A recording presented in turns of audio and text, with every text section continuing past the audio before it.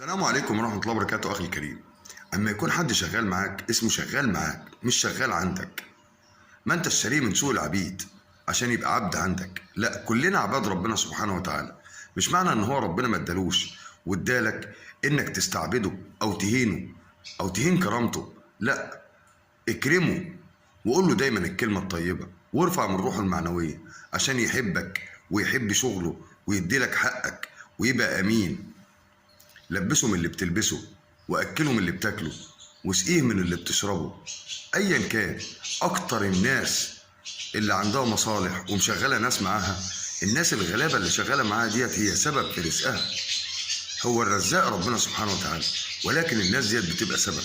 ما يبقاش هو سبب في رزقك وانت تهينه.